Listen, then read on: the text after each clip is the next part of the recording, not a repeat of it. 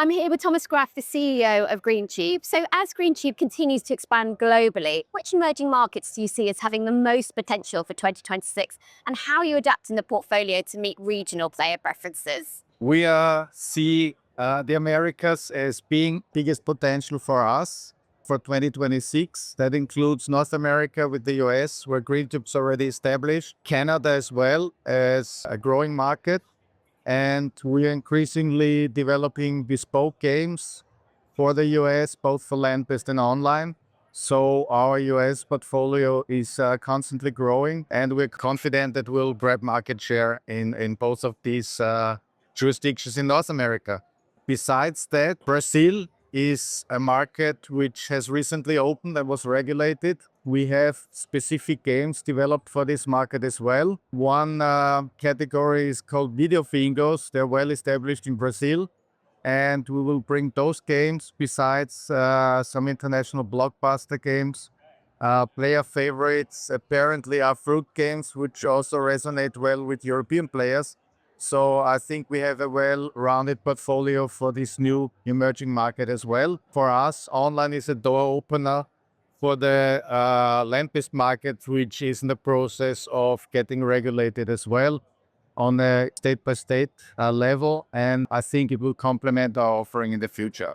And Greentube, it has one of the most diverse product ecosystems in the industry, from your classic slots to your video bingo, tourist to mint, and then also to social casino. So are there any major updates, upgrades, or innovations that operators can expect this year? Yes, definitely. On the Plurious side, it's worth mentioning that more titles are coming to the market. Currently, we're serving a VLT market with Luxembourg, but there's more to come as we're going to enter more casino markets. That's a novelty for the Plurious system.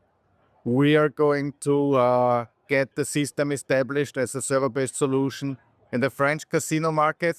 And of course, our 360 approach will also expand into markets where we can legally do that. And then as the digital arm of Novomatic, how are you planning on leveraging that connection in 2026 when it comes to omni-channel, particularly in the live and the sort of land-based and online gaming environments? So now everybody talks about omni-channel.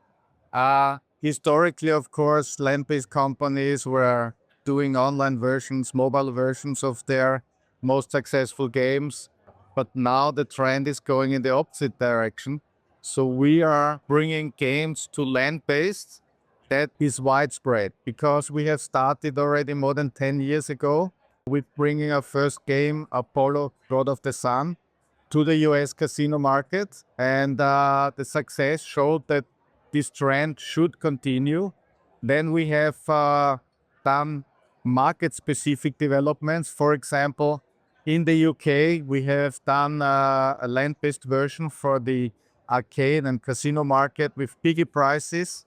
That's from our UK studio and one of the most successful Greentube games. And it's a whole game family. That resonated very well with land-based players. Then we have done a similar exercise with a very bespoke games portfolio for the Dutch market. We call them Dutch Classics. And we have taken these games, which were 20 years old, mechanical reel spinning games. We have first done online versions to supply to the online casinos and then brought them back to the machines. And with our Novomatic casino platform, online casinos now operates these Dutch Classics as well. So this is how we tend to bring online games, which might have been classics originally, converted to digital and then back to the land-based machines. And safety and secure gameplay, they really are core pillars when it comes to Greentube's identity.